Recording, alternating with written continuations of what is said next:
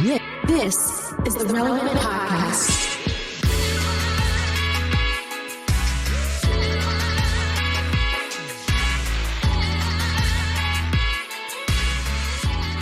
It's episode 1223, and it's the Relevant Podcast, New Year's Eve edition. Here in Orlando, I'm your host, Cameron Strang, and joining me from Loverland, Virginia, is Jesse Carey. Hello, hello. From Nashville, artist, producer, mogul, Derek Miner. What's happening? And that's it. It's just three of us today. Emily is she's up in Chicago celebrating New Year's. And then... Oh, okay. I didn't know she was in Chicago. Yeah. We were talking. I was like, she said, where could I go that would be the coldest? And I said, you just got to go north. You got to go up to Chicago. And then she said, great. I want to be the coldest on New Year's Eve. So, no, Did her she friends say that for Oscar's house? I was like, what are you going to do outside on New Year's Eve in Chicago? I mean, it's a tundra up there. That does not sound fun to me. I'm like, you could have went to New York. I mean, that's the New Year's Eve of New Year's Eves. I did that a couple years ago with Cohen. Was it crazy? We always do New York around the holidays. I love it. It's brisk and festive, but we've never done New Year's Eve. And so last minute, I mean, it was like the 30th, we decided to go to New York for New Year's Eve. And so it would have been 2 years ago. We booked a last minute thing, everything was last minute. And I was like, how do you get to see the ball? Because while I don't want to sit in that crowd all day with diapers on, it would be cool just to say, we saw it, with diapers on. Yeah, well, that's when people line up in Times Square, they don't want to lose their spot, and so a lot of people wear like adult diapers that they don't have to break away. They show up at 8 a.m. and can't leave, and there's no public restrooms in Times Square. So and in Times Square, everything's really shut down. All the streets are shut down. You got one option, and that's bubblegum shrimp. And trust me, they got it on lock that night. Okay, you don't get a shrimp platter, you ain't using the bathroom. Okay, here's I got a take for you guys. I think out of all the holidays, okay, that we collectively celebrate, I think New Year's Eve is the most anticlimactic. And here's what I mean. Like, theoretically, it's the most climatic because you literally count down to the moment, But if you think about all the other holidays, like the thrill of the moment kind of lasts for a day or two, obviously Christmas, that's a big one. Like even after Christmas morning, everyone's still having a good time. Like you're eating playing leftovers and all that good stuff. Yeah, eating leftovers, breaking out that new drone you got or whatever. You know what I mean? Like you got a couple days at least of testing out the new gear, right? Or hanging out with your kids or whatever.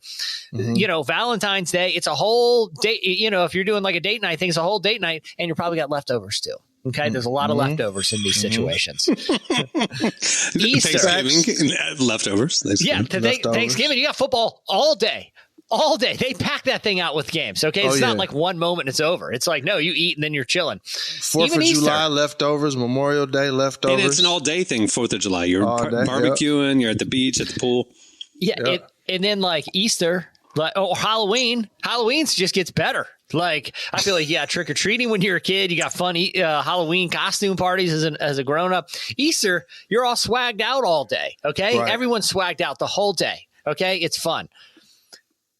New Year's Eve, you count down to the moment, and it's kind of after that. It's fine. Maybe we'll hang out for a little while, but at some point you're like, I'm kind of tired. How are we getting home here? Like, it's just I don't know. The more New Year's Eves I go through, the more I think it's an overrated holiday. All right. So question. I don't think I've ever asked y'all that. Did y'all do watch services? Dude. Did y'all do those? So I had a discussion with this because my church is having a New Year's Eve party / service, and I go to a predominantly black church. And I was telling my parents, like over Christmas, I was like, they said, "What are you doing for New Year's or whatever?" And I was like, "Oh, I'm probably going to go to church." And like, I think that's more of a black church thing because when I was growing up Pentecostal, we had church services, which frustrated me no end because the guy would be preaching during the 12 o'clock and we wouldn't even count down or nothing. So was AG Pentecostal have New Year's Eve church services, but it's predominantly black churches, like the long services, because our service starts at 8:45. Yes, this year. That's why I was asking. 3.5 hours. Growing up, I didn't see the ball drop on TV until college. Right. Like, we were at church. So ours started at like 9 o'clock. Mm-hmm. And then it's a big celebration. It's like choir, the pastor preaching, and then right around 11:30, everybody would start praying, and we'd pray the new year in. And then once somebody say, all right, we're in 2020, whatever, then everybody start praying more, and then we go eat breakfast and go home. That was my New Year's every year growing up until college. I didn't even know anything about like watching the ball drop and all that stuff. You know what I'm saying? So I didn't know if that was a black thing or not. There was some praying in the new year in my church. Pentecostal. Yeah, it's Pentecostal and black church, but I don't think First Baptist is having a 3.5 hour New Year's Eve service. I'll say this: I never attended mine. I was aware of them, and I think it's probably a good thing. It is a good thing, objectively, to pray in the new year. For sure. I'm just saying, especially when I had a car, that was not my event of choice. Yeah. But all that to say, it's always kind of fun, the build up, and then you're watching like. Do you guys watch they bring all these artists to do like one song out in Times Square. Everyone looks uncomfortable too. No one looks like they're having fun. It looks like forced fun at like Dick Clark's deal. No one is actually having a good time. Except for the CNN guys. The CNN guys get a little loose and weird that night. They're having fun. A lot of fun. They get a little toasty. And then that one year, because they went a little too far one year, they said, we're doing it sober that year. Yeah. And then they started sneaking drinks. And they're like, we're not doing it if it's a sober. but I'll say, when you watch like Ryan Seacrest and all of them. Yeah. It's too telepromptery. It's too tight. It's too tight. That's not how New Year's is, And everyone's cold out there. Yeah. CNN, Anderson Cooper's nose is all red. The year we went, so again, this is all last minute. Here's what I learned. If you ever want to go, I have a little hack that we accidentally found. So there's one way in and one way out. So for crowd control reasons, they barricade everything on the side streets. And you can go in down on like 36th on Broadway, or you can go in at the top at like 48th. That's it. And it's all gated other than that. And so, but if you think about it, all those side streets are full of restaurants and bars and things like that. And it's like, what are they going to do? Just shut down for the night? And so what we did is we got last minute reservations for the New Year's Eve event at one of the restaurants that is on the side street of Times Square. So at 11 o'clock for our reservation, we go up to the side street barricade, like on 43rd, and we're like, we have reservations for that restaurant right there. And so they let us pass the barricade. We go to the restaurant, and then at 11:55, everybody in the restaurant piles out. We go stand out on Broadway, see the ball drop, and then go back into the restaurant. And it was like a live band doing like Sinatra. And it was like the most New York classy New Year's ever. Me and my kid. It was great. So that's a hack. Get a reservation for a restaurant or a bar behind the barricade, and they'll let you in. So there you go. Yeah, that's a hack. That's a hack for real. Yeah. Look at that. All right. But, I agree with you, Jesse. Like the way I used to throw parties, New Year's Eve parties, and it's like, what time do you start them? Because if you do a normal, like 8, come at 8, we're all standing around or milling around for 4 hours. Yeah. You're just like, all right, who's going to make it to midnight here? It becomes a little endurance And then test. like, there's nothing New Year's Eve about it. So you have on a football game or something. And then finally the New Year's Eve stuff kicks up at 11, but everybody's been sitting around for 3 hours watching football. They're getting tired. 12:01, everybody's home. I mean, like leaving to go, it's just like, I agree with you. It's okay. Here. Anticlimactic. All right, hold on. Here's one way to fix it. Okay. All right. So like Thanksgiving has football. Like it's reliably good games. It's going to be on the background. So in case things get a little dull, you watch a little football. Right. Halloween's got costumes. Christmas has presents. Okay. Easter, you got the fancy dress and maybe Easter egg hunt for the kids, right? Every one of these holidays have an element. New Year's doesn't have that thing, right? It's just like we're just waiting around. Okay. Okay. All right. I think it should be. I think on every New Year's Eve, like starting at like 10:30. Okay. Televised, so it's on in the background, just enthralling everyone. It's a big like stage magic show. But hold on, here's the twist. It's like a super team. Okay, so you have like you get Copperfield, David Blaine. You get like Generation, that guy who does the prank show. You get them all. Okay. And they're doing the best illusions New Year's Eve. And they just kind of one up every year. Okay. It's a magical night. It should have actual magic happening. That's the pitch. And some network is magic game. Go triple meta. Like magical night, magic happening at halftime at a magic game on New Year's Eve. And the halftime is extended to 3.5 hours. Yes. Love it. But it's like Netflix tried to do that this year with like the Beyonce deal, right? They wanted it to be like, oh, Christmas Day, we're going to have this awesome halftime show and the whole country's going to watch, which, by the way, I thought it was pretty great. The Beyonce Bowl was crazy. Yeah. I didn't know it was happening. I was watching basketball. And then I saw Netflix afterwards. Yeah, I know. I didn't know. I was just watching the game and I was like, Beyonce. I was like, oh, shoot. That's Beyonce, Shabuzi. I think Jelly Roll was there. Yeah, Post Malone was there. It was crazy. Yeah, it was crazy. It was great. She did awesome. What do you do on New Year's Eve? What's your plans tonight for the family? What do you guys do? We gonna just go to sleep probably and wake up next day. Seriously? We don't really like New Year's Eve. Like I said, so growing up with watch services, it was never like this thing. It wasn't like a holiday to us. Like it was. So now, me and Amithia may stay up and watch Netflix. Maybe the kids may stay up and play video games. And hey, y'all, it's 2025. We might, crack open a bottle of wine and say, all right, baby, love you. Let's get to it. But it's New Year's Eve never been nothing that's like just insane. Are you guys big resolutions people? Like, is it like new year, new me, that kind of thing? No. So, but I do have a word that I kind of guides me throughout the year because obviously I have tons of goals being an entrepreneur and dad and all those different things, so I always have a like a word or a focus for the year, but it's never like I'm not a resolution dude. My idea with resolutions is why wait to start today, right? So like I started doing my detoxes and stuff like that.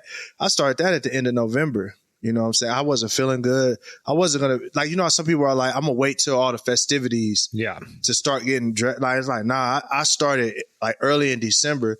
So I feel like, I just want to feel better. So I'm not a resolution person. I feel like I just make a decision to change. Like, what's the word this year? The word for me is peace, protecting peace. Like, I just want to be peaceful. And then as far as business, it's scale. So personally, it's peace. Business-wise, it's just scale. Like, take what I'm doing now and just do it better for more people. I like it. That's it. I like it. I'm not a resolution person either because you're setting yourself up for failure. But I have found in my the last few years, I do think about the last year, good, bad, all in between, try to learn from it, and then get a clear sense of where I would like my life to be a year from now. Like I do think about that. Like, okay, because then it's a thing of, well, if you want to be in shape, what are you doing today to be in shape a year from now? If you want to be at a different place financially, what are you doing today to be in that place financially? It's like incremental. It's like progressive, like you're saying, entrepreneurially. It is progressive. It's not like shock and awe, like I'm going to do this hardcore thing because you're going to burn out and fail at it. Facts. Yeah. But it's like if you have a sense of direction, and like to me, it's a good time. Like I mean, I'm not to be sad, but every other year we alternate. So every other year I spend New Year's Eve pretty much alone usually, and it's really good, like for thoughtfulness and like contemplation and just thinking about where the years, what's happened this year and where I'm going. So. It's a time to like halftime, take inventory, take stock for me. And a lot of it too is, the point of like not setting yourself up for failure. A lot of it is teaching yourself to enjoy something you didn't think previously was enjoyable. You know what I mean? Well, for some people, that's like, honestly, reading the Bible seems like kind of a chore. How can I train myself if I want to do it every day or read it in a year where it doesn't feel like a chore? Well, or like start Leviticus. That's one tip. I do. Listen, numbers. Listen, I knock out the genealogies in January. Okay, all of them. You start there. Just get out. I get them out of the way while I'm motivated. Okay, and then I get into the interesting stuff. All right. Okay. Revelation is next. Yeah. Me and my wife were talking about this week is like, especially when it comes to like faith and things of that nature. Like, I may have a different perspective. Like, so a lot of people are like, man, I have a quiet time. And they're like, I get up at 5 a.m. and I do this. And that's a good routine for them. Me, I kind of feel like when it comes to even the Bible or reading or just fitness, health, it's beginning to make a lifestyle choice. And that's why I struggle with the resolution stuff, because they feel like when you have a resolution and you put a time limit on it, you can't dictate what life is going to throw at you to knock your time off. But if you say, you know what, I'm going to make it my business to live in the word. I'm going to make it my business to live in prayer, make it my business to live a healthy lifestyle. Then no matter what life throws at you, you adjust to it.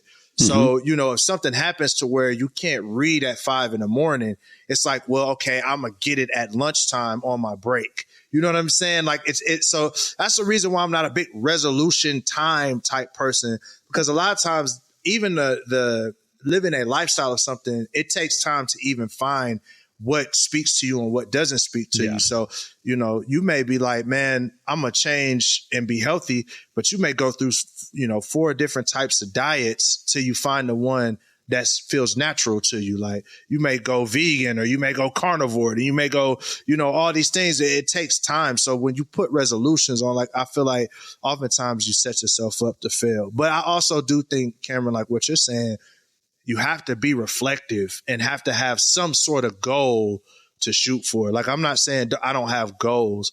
I'm just saying I don't necessarily put them in the most rigid of boxes. Right. Because I also know me, I'm such a creative and it has to be different. It has to feel a little different. To me, the arbitrary destination thing is the goal thing of like, I achieved X or I made X.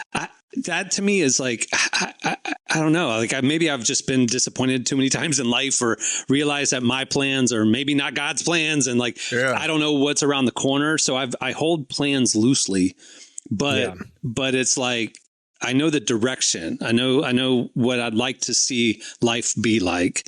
And, there is something my dad kind of was in the 80s, kind of Zig Ziglar, Tony Robbins-esque, kind of like business, whatever. He'd be playing those tapes in the car. And, I was hearing things like, that which you measure will grow. Yeah. Right. Well, there's wisdom in that. And my dad kind of said a thing of like, if we can grow the business 15% a year, we'll double every 5 years.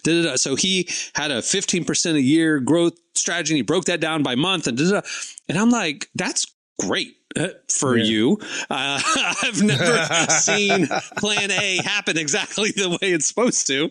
Well, that's the thing with some of the because that hasn't gone away. It's just evolved, right? There are 1,000 YouTube channels and podcasts and Instagram feeds of people, that teach kind of their leveling up methodologies and things like that. And I don't think they're necessarily, to your point, I don't think they're necessarily bad. I think it's not a one size fits all thing, because for some people, they need a regimen. They need discipline. Like it has to be hard for them. For some people, they kind of let the arrow draw the bow a little, let life come to them and kind of evolve with what's happening. You know what I mean? And they might have the same long-term objective, but some people, look, I don't disparage anyone who wants that hard edge, kind of more disciplined approach, but just know that's not for everybody, right? Like some people aren't wired like that. That's actually demotivating, And so I think, to each their own on it. And to that point, a lot of therapy, reflection, healing over the last several years, and just growing an emotional, and mental and spiritual health. There's a book. Derek was with me in October. Mike Foster wrote a book called The 7 Primal Questions. Oh yeah, I love that book, man. Dude, I love that book. He gave a talk about it, and then we spent an hour longer kind of going deeper with him about it. And he's kind of synthesized this thing of obviously I know attachment theories and I know Enneagram and I know all these other things, and they're all super helpful. But he kind of opened my eyes to something that I didn't realize about myself, my journey, and why I'm wired the way I'm wired, and how it's so different from my parents. You're talking about some people need the regimented things. It's because that deep question within them that they don't, since childhood, have been trying to answer. Their motivation is different than mine, right? So some people is am I loved? Some people, their question is, am I successful? Some people, their question is, am I safe? And this kind of defines the trajectory of how they approach their life and their career, their relationships. My question that I learned about myself was, am I good enough? And it's because I was raised in a way that, like, if I didn't get a A plus, if I only got an A, that was a disappointment to my parents. If I wasn't the perfect youth group leader at church, I was a disappointment to my parents.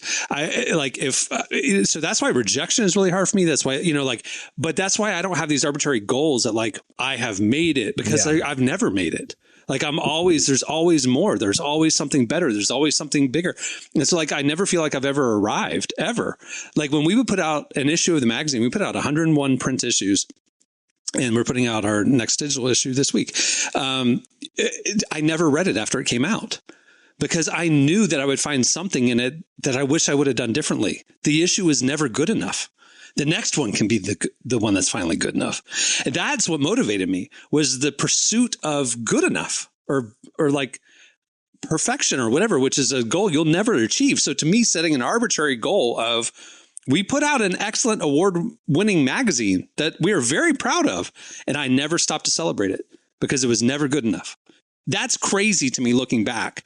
That is very unhealthy, but I also see my journey in a different light now because of people like Mike opening my eyes to this stuff. So that's why, like, goals to me, like New Year's resolutions, there is no black and white. There's always healthier or more financially successful or relationally successful, whatever. So it's like, why would I put my goal at a destination? It's a journey, a progressive journey of improvement, right? So anyway. And there's this idea. I remember years ago, I briefly got into running. Like, I wanted to do I remember, Cameron, you did that too with briefly. Hood to Coast, right? I did Hood to Coast. Like, at one point, when I turned 30, I wanted to do a marathon. Did it and right? stopped. Yeah. But I read this book, which is a great book, called Born to Run, right? And it's about running and kind of different philosophies with it. But they have a really impactful quote in there that I've tried to apply to different stuff, where it says, become friends with the pain and you'll never be alone. And what they mean by that is, like, look, like, let's say getting up, or like, let's say your goal is reading, right? And you're like, I'm going to get up at this time every day, and I'm going to read, 5,000 words or a chapter of a book I want to get through. And, like, by day 4, you're like, you know what? I hate this because I hate getting up early. Well, what if you did the chapter later? What if you become friends with this thing and find a way to enjoy the thing you thought was painful, and like, or like, hey, maybe I want to get in shape, and I hate freaking running. Okay, well, maybe try cycling. Like, you can become friends with this thing. But you get the point. It's like, I hate shots. Well, then run. If I hate running, try shots. Yeah. But in that book, it was like, oh, people would, they didn't like it. They joined a run club or something. They became friends with the thing. You know what I mean? And so I like that idea too, where, you can try new things, but you don't have to try it a certain way if you just literally hate it. You know what I mean? Like, not everybody has to like everything or stick to everything, or like, I want to do like the carnivore diet. If I'm 3 days in and I'm like, if I have one more piece of beef, I'm going to yak all over the place. All right, maybe I can find a healthy diet. Exactly. It's not like I'm a failure. I can still become friends with a thing that it seems painful to me, which is eating better, but I didn't have to be my enemy, Like, I think that's kind of an important concept too when it comes to predetermining all these milestones and stuff. It's like, all right, well, let's figure out what works for you, Yeah. And that's the thing I was going to say, is that I'm going to preach a little bit, but, to Cameron's point about the primal questions that we talked about, mine is, am I secure? And that's growing up being financially unstable at times with an addict in the household. Sometimes money would just get blown up out of nowhere. So constantly in my life, when things started to go like stable and normal, I was always looking for where the atomic bomb is. And it's like, was constantly trying to insulate myself from that atomic bomb. And the beautiful thing I love about God is, to all of our insecurities, all of the things that we're nervous about, God says, let me have them. Be secure in me. And that's what I found over this season. This just like, God has been saying, like, son, put those burdens on me. Like, you can rest in me. Like, Are you good enough? Yes, I said you're good enough. If image bearers, are you secure? Yes, you're secure. Are you safe? Yes, you're safe because you're safe in me. You can always depend on me. And then when you take the question in that way and say, yes, I am secure, now I can begin to actually enjoy the journey.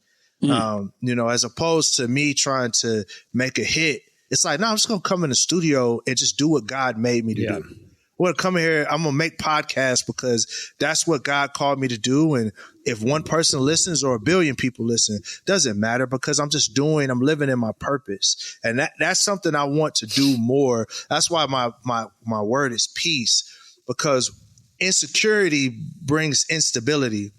And the only way I feel like I'm going to be able to find security in 2025 is that I'm going to have peace in God and just know that these are his bills. As much as they're mine, they're his. And he made a promise that I don't have to worry. So if I don't have to worry, then I'm just going to have peace in him, and I'm going to do the things that he called me to do and let him deal with the rest.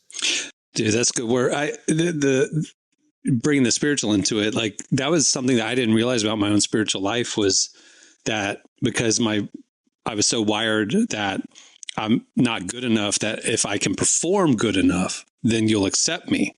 So that's affected my relationships, my work, but my faith, because it was one of these things, especially like I felt God called me to start Relevant. So I was doing it for him. And if Relevant was successful, then he'd be happy with me. And after COVID and the company struggled, like it affected me spiritually because I felt shame that I let God down. And I didn't realize, like, I'm not good enough for his acceptance. I failed him. He trusted me with this, and I let it get wobbly, and it's like, I'm telling you, the deprogramming that has happened in my heart and mind and spirit this year has been so freeing, because I realized that that's a lie from the pit of hell. God accepts me how I am. He created me in his image, and I don't have to perform for his love and acceptance. But like, I realized that affected every part of my life. I'm telling you guys listening, Mike Foster, Separate Primal Questions. If you want you want to spend a couple hours crying, reading a freaking book, go get that book, MikeFoster.com. That's right. It'll open your heart and your eyes to something you don't see about yourself right now. I'm just telling you. Well, dude, I think that's awesome. And I think it's easy, especially around the conversation of self-improvement and betterment and setting goals and stuff, is to still remember, and not to be overly, cliche, but like, his burden is easy, his yoke is light. Like if there's not an easy lightness to something, you might want to make sure it's the right thing. You know what I mean? I'm not saying there's some things won't be challenging, but there's a difference between, easy and lightness to overcoming a challenge.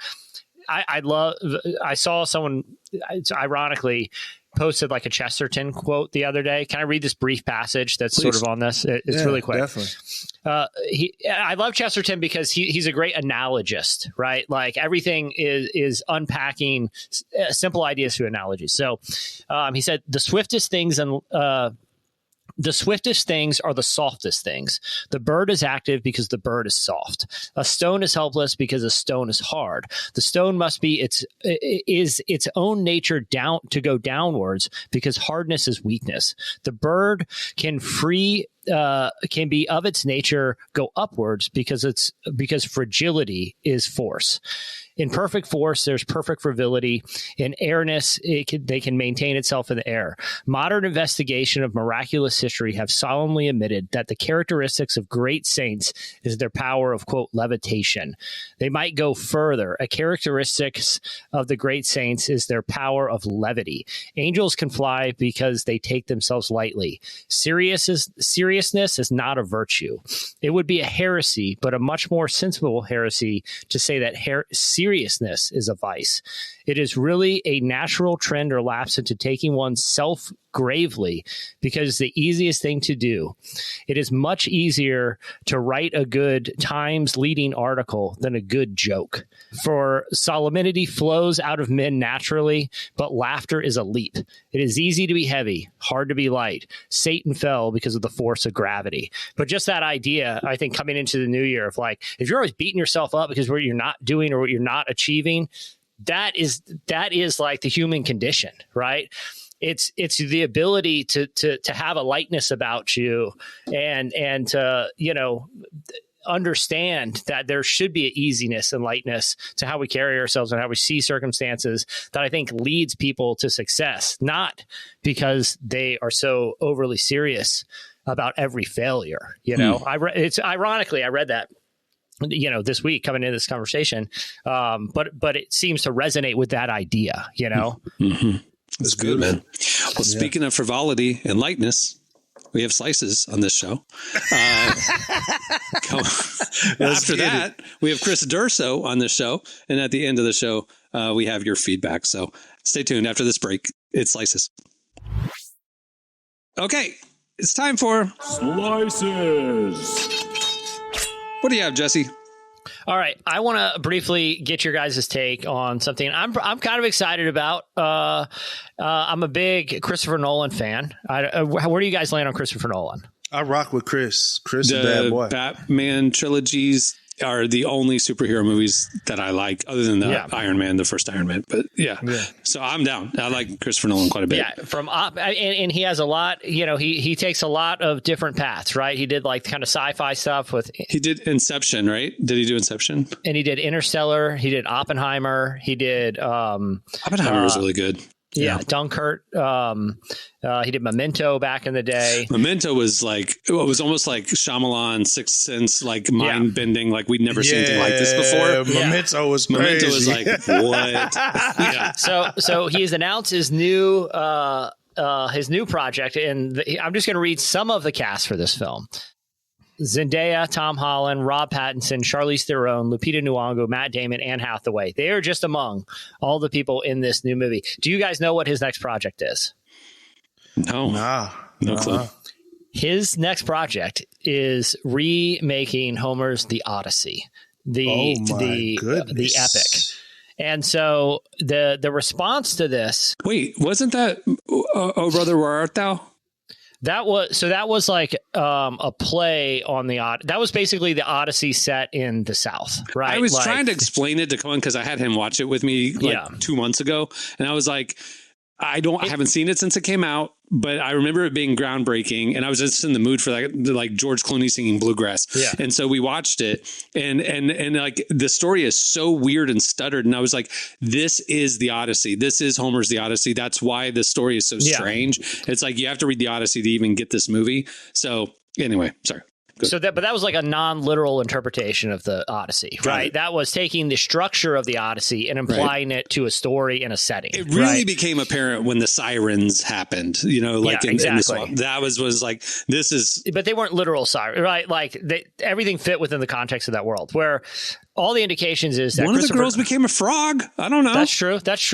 Well, but to that point, the Odyssey this is the feedback that I've heard from people that are interested to see where Christopher Nolan's going to take this, because knowing you, Cameron, and some of your taste in movies, part of the reason I think you like the Batman trilogy is because it's grounded in reality. That's exactly what it is. He does a great job at that. Yeah.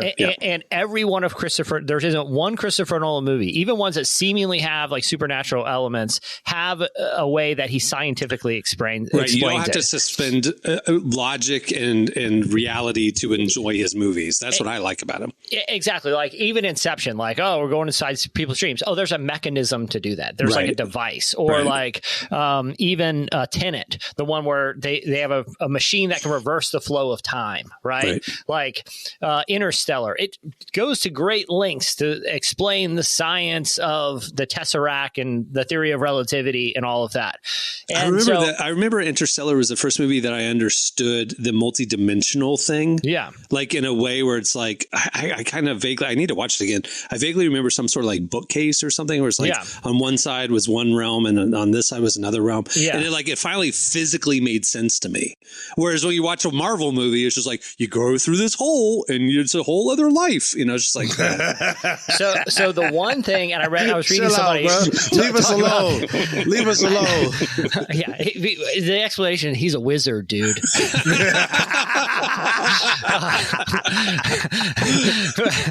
Stop there. We got a wizard in play, okay? But the some of the dialogue I've seen on X is like in like film Twitter is Christopher Nolan, all of his movies are based in the philosophical idea of materialism, right? Like there's a material understanding to how the world works. There's nothing like quote unquote supernatural. There's some way that he can scientifically explain what and how things are happening, right? How will Christopher Nolan do in a story that is a complete detachment from materialism, where there's Greek gods and there's Poseidon and there's supernatural elements and, you know, sirens and all this stuff? A lot of people are saying, like, is this a good fit for Christopher? Obviously, he knows what he's doing, but even down to Oppenheimer, like it took great lengths to explain what seems like the supernatural thing, splitting the atom into science.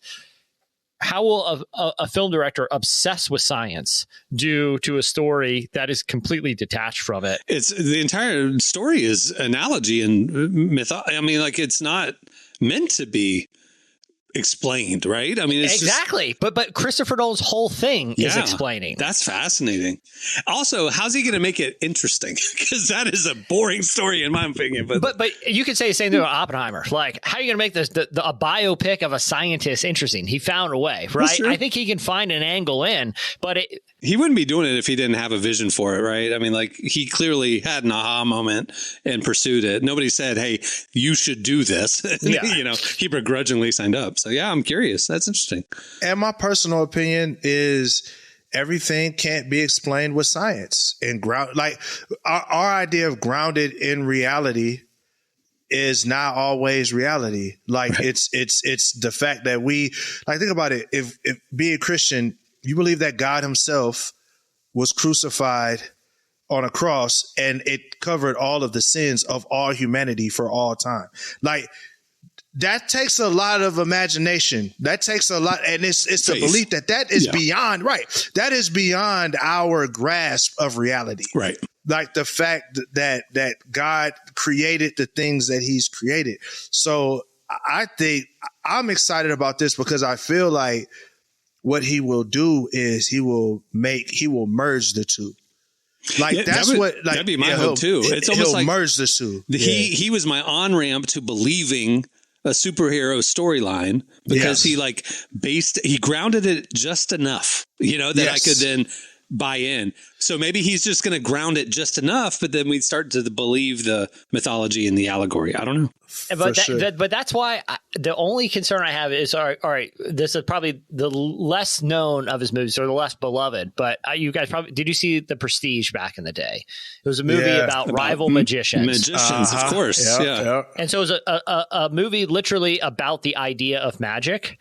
And yet the big reveal, The Prestige in the movie, is they're using science, right? Yes. That they physics. are. Yeah. They're if using, you ain't seen it by now, bro, it's just a wrap. Sorry. He's cloning himself with technology built in by Nikola Tesla. Next. But what I'm saying is, like, even a movie about that, the whole concept is this is magic. Turns out to be science. Right. And so that's why the Odyssey, I'm very, very curious because they are philosophically in two ideas that I think are very important, especially very important, Derek, to your point, for modern Christians, right? Where does the idea of observable means of measuring God's design meet with suspension of not so much belief, but belief in our ability to be able to understand everything with precision. Yeah. How is he going to do it? We ain't as smart as we think we are, and there's a lot going on in this world that we can't explain with just our little ones and zeros. Right. Yeah. Absolutely. I mean, think about like natural phenomenon that we understand now that men, 500 years ago didn't have the tools to measure and understand the way we do. I mean, we know in part, we see in part, God reveals his creation incrementally over time. But yeah, Christopher Nolan doing the Odyssey, man. Well, just on this topic real quick, have you guys been following the story surrounding a podcast called The Telepathy Tapes? No, but I assumed you were going to bring up the drones. So no. So currently, if I pull up I just want to confirm that I'm right on the day of recording this. I believe it's the number one podcast in Apple. It is. It's bigger than Joe Rogan right now. Bigger than The Daily. Bigger than the Kelsey wife. Yes, it has dethroned all of them. It's only 10 episodes as well. I got turned on to this podcast a few months back. I saw it being shared in some Reddit message report. I gave it a listen. I'm going to briefly explain. If I know we're running up on time, but I feel like it's interesting. I want to hear your guys' take on it. So the woman who made it is like a traditional documentarian, has worked on a lot of different, documentaries that have been like public access, like PBS type of stuff.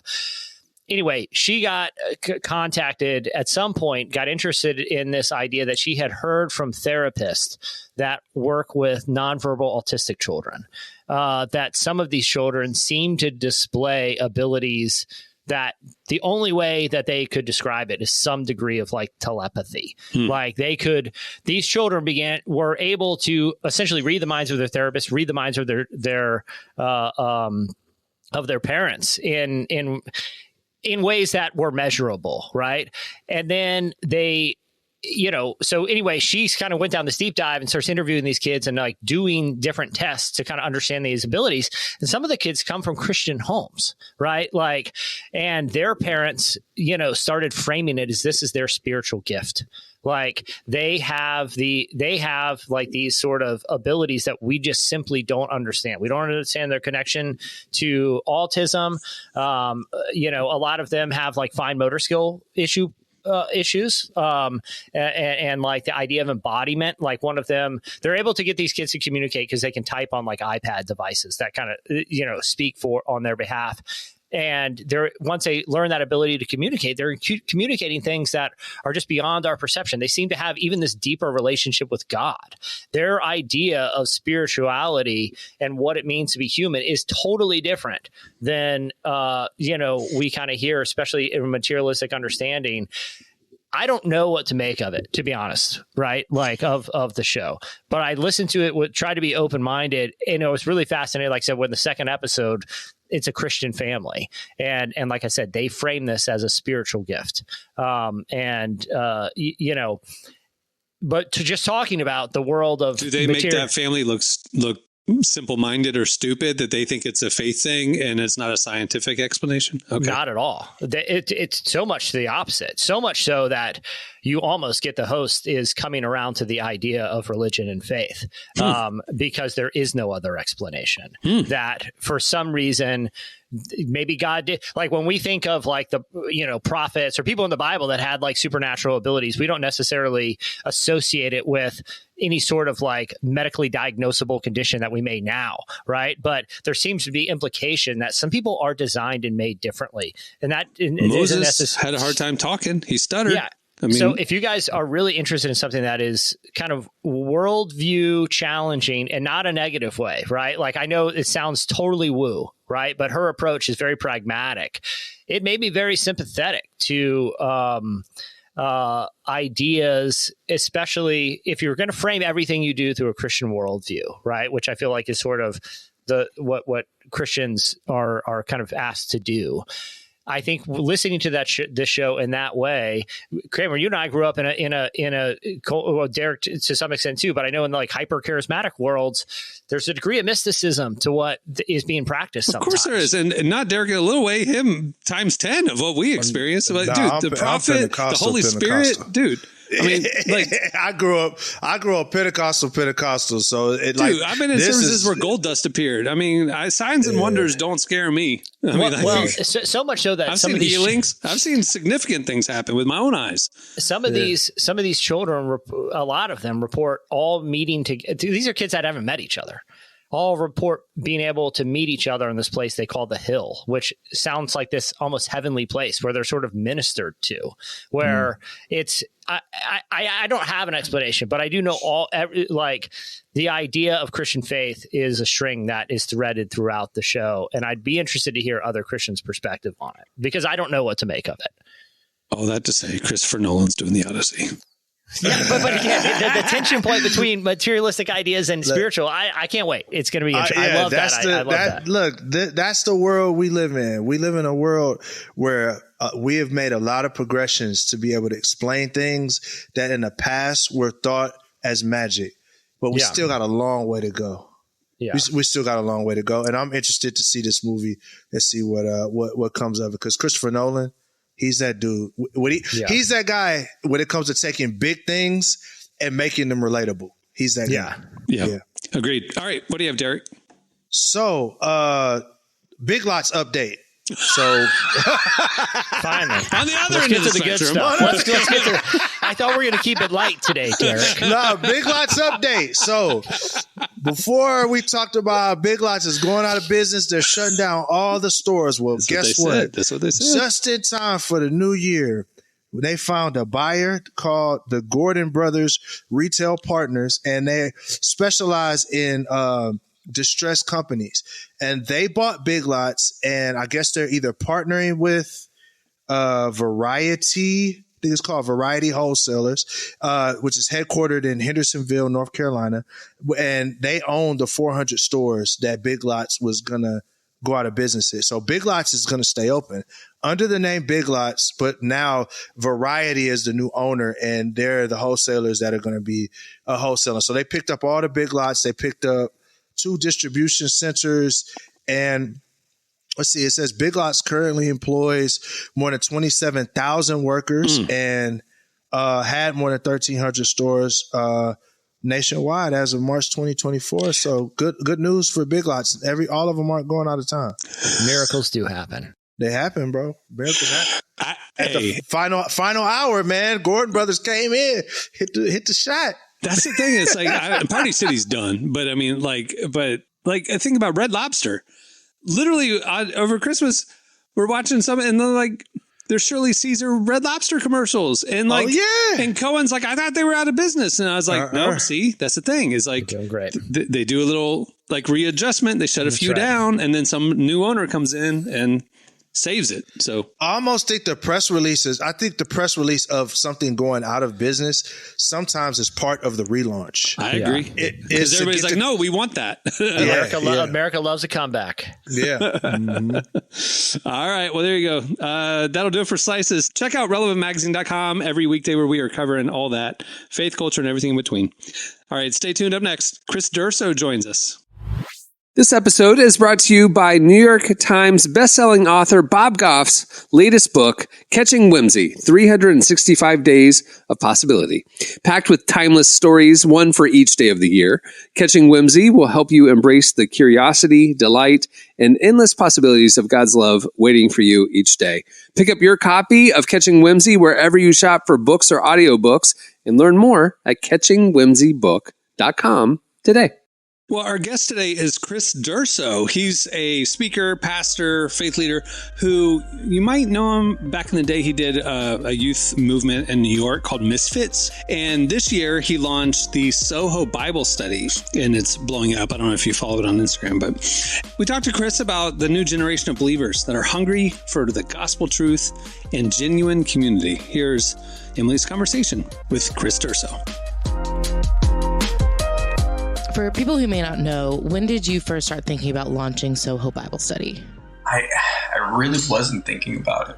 It was in 2023 in June where I prayed this simple prayer because I travel full time as a teaching pastor for several churches around the country, and just traveling for ministry.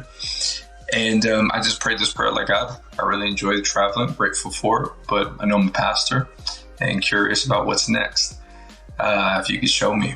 And a few weeks later, I sat down with a friend of mine who works with the Catholic Church. And he said, hey, we have buildings all around the city. Maybe you could do a Bible study at one of them. And he named one in Soho, which is downtown Manhattan. And I just said, man, that's interesting. Okay, yeah, let me think about it. Let me pray on it. And then within 3 weeks, friends of friends reached out who own a hair salon in Soho. And they said, hey, ask Pastor Chris if he wants to use our hair salon for a Bible study. And so I heard a Bible study, and I heard Soho twice within 3 weeks. So I took that as an answer to my prayer. My wife and I sat down with the couple. Their names are Robin and Jamie. They own an incredible hair salon called Kid House. And that was in July, the end of July, August, something like that. And we just said, all right, we'll pray. And then we did our first Bible study in October of 2023. And what was crazy about it is I didn't want to like get in front of a camera and start saying, come to our Bible study or come to our church. And we honestly only called it a Bible study because we didn't want to call it a church. We felt like there's a need in Manhattan, but let's just see what the response is. So we just created an Eventbrite link, and I sent it to 4 people, and I told them to send it out and see how people respond. Because I love that quote that says, you don't have to advertise a fire. And I just thought, all right, God, well, if this is you, I didn't want to do the whole, like, you know, come be a part of our Bible study thing. If people are hungry for it, they'll respond. And we opened up 250 spots because that's all we thought we could fit in the hair salon. And before we even had our first gathering, all 250 spots were full. In fact, we only advertised it or put it up on social media because a friend of mine said, man, you should tell people what you're doing. Because if not, you know, people will be, if they're in the area and they want to be encouraged, they would have missed it. So we created something to put out, but honestly, we were already at capacity when we did. Now, would you say that people who attend come from a typical church background, or do they all have a lot of different stories of how they ended up there? Oh, yeah. I mean, dozens and dozens. I mean, there's so many different stories. There's the stories. I know this one guy who grew up in church his entire life, walked away from the things of God, and then started coming to the Bible study just because it felt like the complete opposite of what he grew up around, and what he felt like he saw in the church he was going to was a whole lot of politics and, you know, who knows who and who's connected to who. And here he didn't sense any of that, which is high praise, right? Other people that did not believe in God or weren't necessarily looking for church and just heard the worship coming from the second floor of the hair salon in Soho and decided to step in. There are several stories that are just pretty mind-blowing. And, you know, there are people that walk in smelling like weed or liquor and just hoping that whatever we're going to talk about here is going to help them so that they don't need to cope how they're coping. And that's what we want. We want everyone to be able to step in, experience the presence of God, regardless of where they're at, right? Because we believe that God will meet them right where they are, even if they don't necessarily know what they believe, so that they can experience the presence of God and start this journey of what it looks like to be a Christian. I know you said you didn't set out to start this Bible study, but do you have any dreams for where you want to see it go in the future? Yeah, I would love to see a thriving church in Soho and all throughout New York, to be honest with you. I mean, the vision would be from Manhattan to Montauk. You know, Montauk is the end of Long Island. I think New York needs it and is hungry for it and is ripe for it. But right now we're focused on Manhattan. But if you're asking me, like, what do I have? What are my dreams? I mean, my dreams are to reach New York City and to have a church that is welcoming and really training people to be disciples, and not just spiritually mature by knowing their word, but emotionally mature to know where they're at in life, to be able to have a sense of their own EQ, to have self-awareness of what they've gone through and how they're living, and how they're either living as a single person or a married person or as a parent. I mean, I think that's the church that we're building, and I think that's the church of the future. I mean, I thank God that we are in an era where people are willing to be honest about what they've gone through in life. And so when I think about the church of the future, or the church I want to build, it has less to do with aesthetic, and it has more to do with authenticity.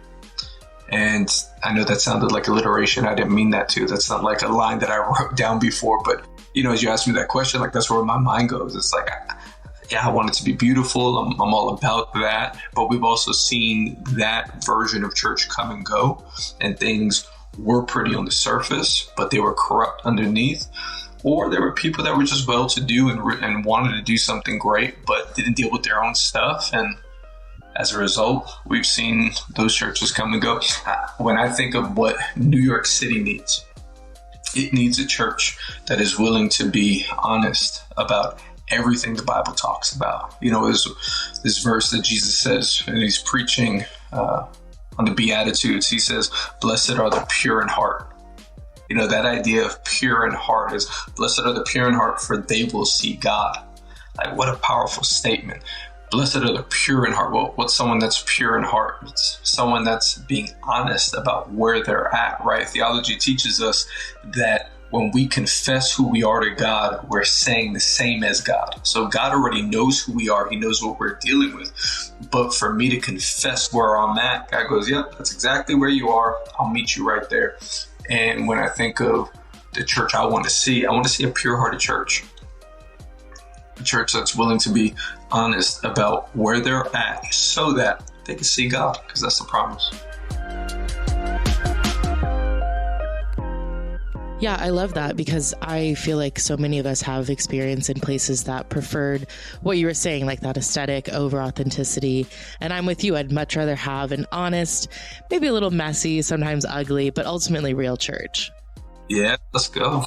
Right. Real church. And I think church is messy. I think it should be messy. I think that I'm not excused from that generation of leaders, right, that wanted something that just looked different, because for people like us that grew up in church, there are a lot of things that we saw that we didn't like, especially if we're creatives, or especially if our whole world doesn't just operate within the four walls of that building. We see how beautiful things could be, and we know that God is creative and he does things beautiful. So we want these things to come to the church, but never at the risk of missing out on his presence or people being willing to be vulnerable and honest. You know, I think that, you know, speaking of New York and aesthetic, there are places in New York that if you go and if you're not dressed a certain way, they let you know.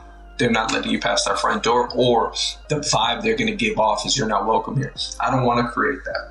I want to do everything in excellence, but excellence for me is way beyond the atmosphere and more on the heart. That was Chris Durso. Make sure to follow him on Instagram. See what they're doing there in Soho. It's really cool. All right, stay tuned. Up next, we've got your feedback. Hey, if you like this podcast, but you might like it better if there were no ads, you can do that. Head over to relevantmagazine.com and sign up for Relevant Plus. For just a couple bucks a month, you get this podcast ad-free. You get ad-free unlimited reading at relevantmagazine.com, including the full podcast and magazine archives, our beautifully designed digital issue, and a little more. Check out all the info right there on the Relevant Plus tab at relevantmagazine.com. All right, it's time for your feedback. Last week, we asked you, we were talking about the fact that a study came out that said Gen Z gets most of their financial advice from TikTok. They call it FinTok, financial talk. 65 or 68% of Gen Zers say that their finances have improved and they feel better financially because of things that they learned on social media.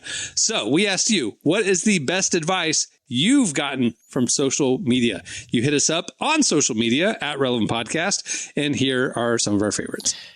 Jason says the best advice I've ever learned from social media is not to trust everything you see on social media. Bad advice. Why would it be on there if it's not true, Jason? Dude, can I tell you also, I know we're running out of time, but speaking of not trusting things.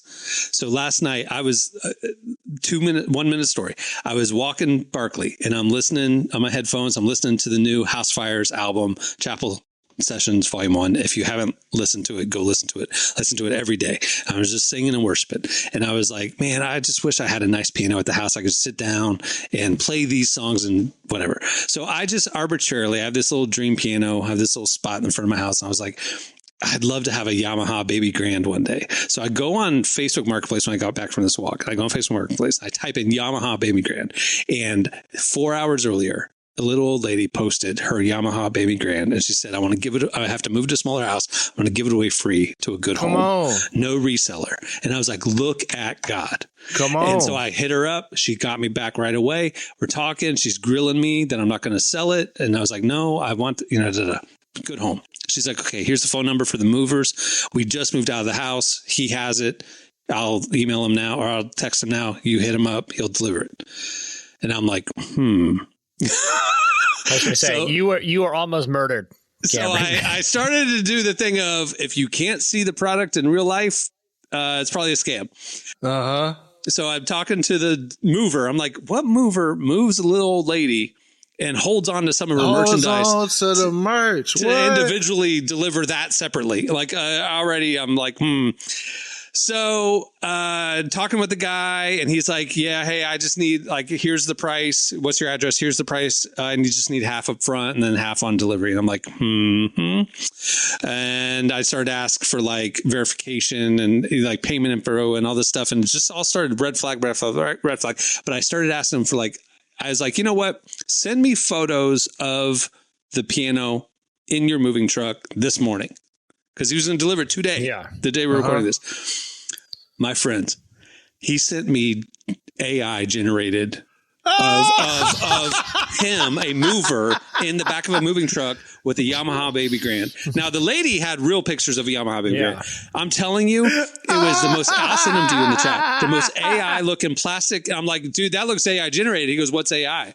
And I was like, okay, I was like, send me another photo of it. Like, cause it had no packaging on it, no whatever. It was just open and the lid was up and the back of the van. Come on. Anyway, so I'm like, send it to me packed up.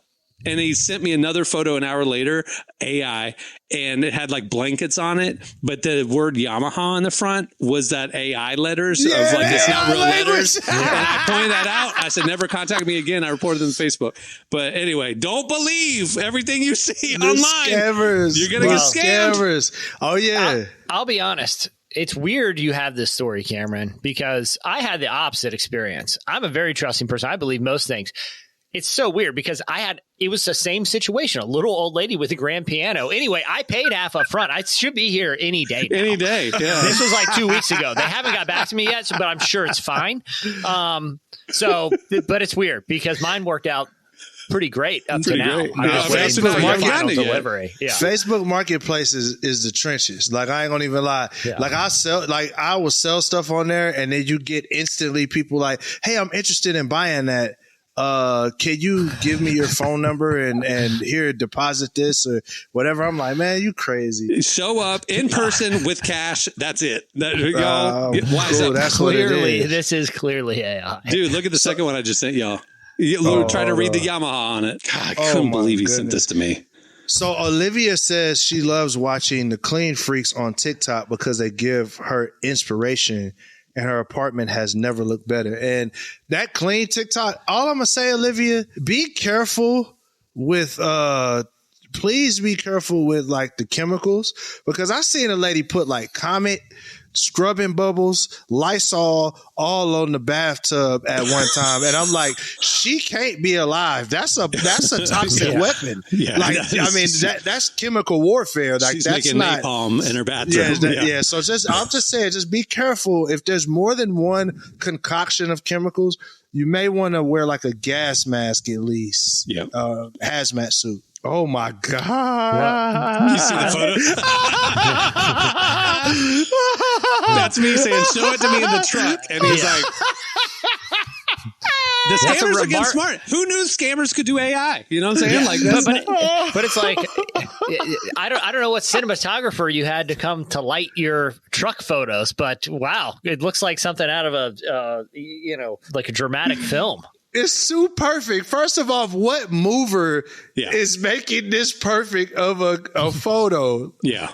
Everything about it. And all the other photos are real photos of a Yamaha Baby Grand piano that, like, in the lady's house. But when I asked the mover guy to send me photos of it on the truck today, that's what he sent me. And I was like, he never contact me again. Well, and the back wall of the truck is different in both totally photos. Different. That's what I'm saying. And every time he was like, oh, I'm on a back road. I can't pull over. I don't have time for all this. I was like, then it's off. And he's like, I'll ask my partner to do it. There's always something, you know what I mean? Yeah. The partner's just riding in the back of the truck down the back road, and it's just ready to take the selfie. There's a lot of red flags. One of the payment, PayPal, Venmo, whatever, the email address that he gave me for payment, it was like this bizarre URL. And I'm like, this doesn't look like a good real URL. Yeah. So I Googled it. I put it into Google, and it came back that it was a website that would generate temporary email addresses. And it was flagged that this is readily used by scammers, so they can't track it. And I was like all the reasons. I just had fun seeing how far he would take it. But the AI generated product photos really gave me a laugh. Is there any other ones? All right. Well, we can maybe leave on this one. The best advice is don't ever start an argument online with a stranger unless you feel like wasting your time. Done. That's good advice. Great advice. Yeah, there you go. All right. That'll do it for last week's feedback. There's more where that came from. You want to check them out on our site. Okay, it's time for this week's editorial question of the week. Hey. All right. Well, we were just talking about that Christopher Nolan is going to be doing The Odyssey, which super science reality guy taking on something that's mythical seems like a very interesting choice. Got us thinking of other filmmaker and story combinations that you would like to see. So hit us up at Relevant Podcast on X and tell us what's something you would love to see, like your dream pairing of story and storyteller or filmmaker. And we'll read them on next week's show. Yeah. I mean, it could go ahead, Derek. I was going to say, like, for me, I would love to see Christopher Nolan ground Snow White and the Seven Dwarves in reality.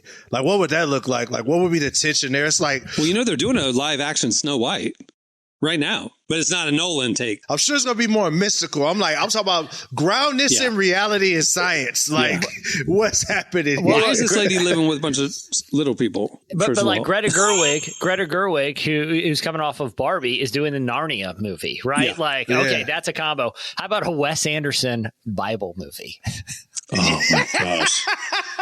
Yes. Dude, there is not crazy. Wes Anderson, but there is I've been conversations with him. I don't want to give too much away.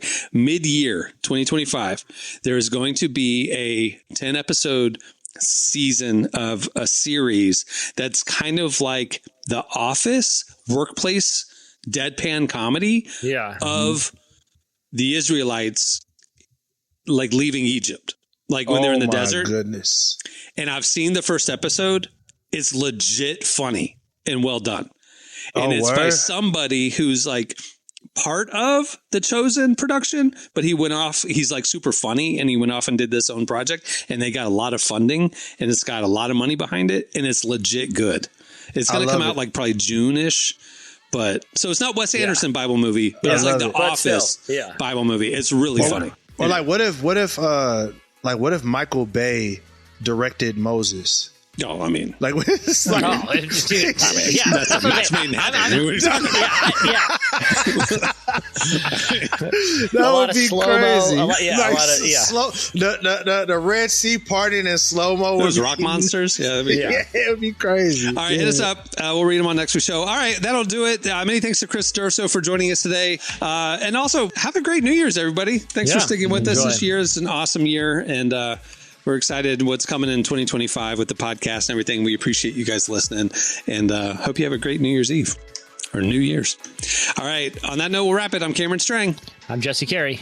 I'm Derek Miner. We'll see you on Friday. See you, everybody.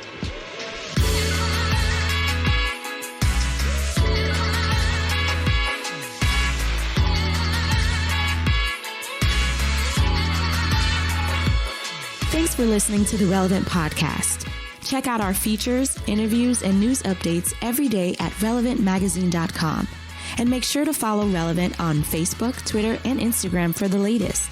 For more great podcasts, browse the shows on the Relevant Podcast Network, which you can find at our site. And while you're there, don't miss the all-new era of Relevant Magazine. A new issue releases every other month at relevantmagazine.com.